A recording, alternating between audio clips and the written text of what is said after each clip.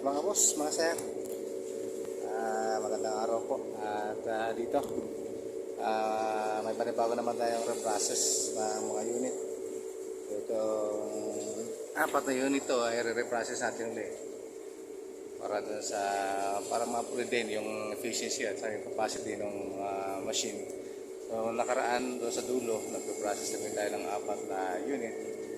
So dito, panibago na naman itong set na apat na unit. So re-reprocess din natin kasi para makita natin kung may mga leak ba yung ating system. Tulad ng isa na yun, ayan. So medyo duda na tayo. Maring may leak to. So kaya kailangan doon ang reprocess ng system. So ibig sabihin ng reprocess, hindi ito yung reprocess ng freon, kundi re-reprocess natin ang buong sistema niya.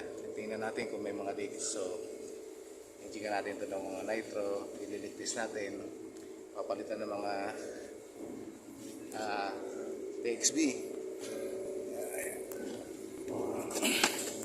Tulad nito mga TXB. So ito, papalitan natin ito kasi sa katagalan medyo hindi na siya nagiging efficient, hindi na accurate yung sinisense ng sensor. Kaya apat na unit na TXB din yung ating papalitan. So ayan, bawat isa niya may TXB. And check natin itong mga return tulad dito. Yan, yung mga return ito, mga hose. So papalitan na rin natin yan kasi mas madalas pag umaandar hindi natin napapansin may mga leak na pala yan.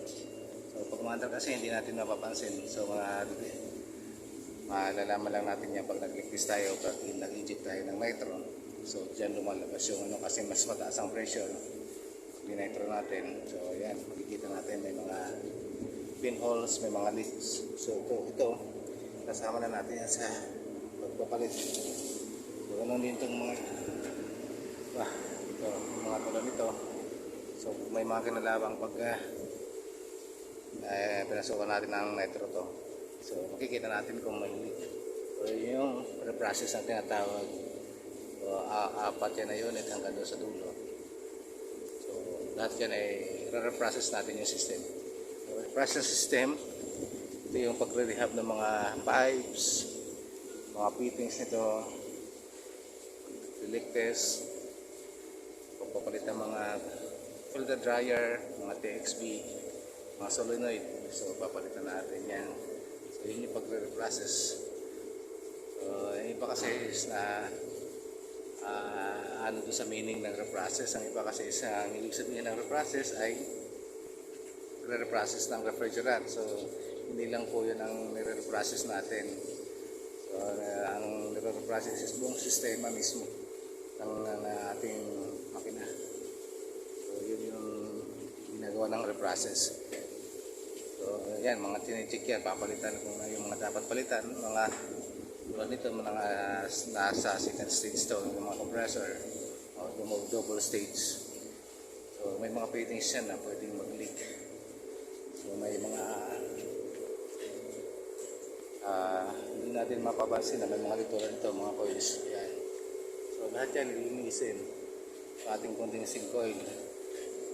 So yan, so kaya itong mga nakabukas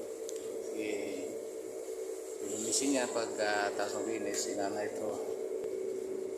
Ayan yung kasama natin, shout out. Ayan mga kasama natin, naglilinis na sila dyan. So ayan, ating team GOPB. So lahat yan ay ilinisin muna nila, then kakargahan natin ng nitro, saka natin liligtas. So ito yan, tulad nito. So ayan, may mga so pag nakakarga na nitro, malalaman natin kung may leak ang mga sistema, mga compressor, mga fittings. Ito, although ito palitan na. So mga return ito, napalitan na rin ito. So ayan, so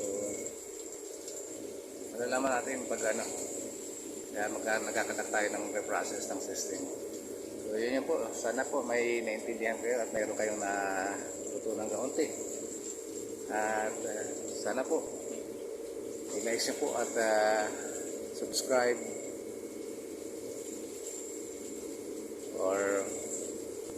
pusuan man lang po ninyo kung kayo po nagustuhan niyo po ang aming konting kwento sa aming mga ginagawa araw-araw. So ito malaking trabaho po ito. So hindi lang to magagawa ng almost mga isang linggo higit to gagawin. Kaya medyo malaki-laking trabaho ang gagawin dito. Ayan, so maraming salamat po muli mga boss, mga sir. Maraming salamat ulit. At sa susunod, i-update ko po ulit kayo kung anong pang mangyayari dito sa mga makina ito. Kung aandar ba ito ng maayos, babalik sa dating efficiency niya, ang kanyang capacity, makukuha ba namin. So yan, kasama yan sa mga filter.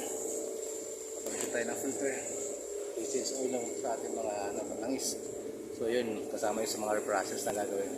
So maraming salamat po at mabuhay pong muli.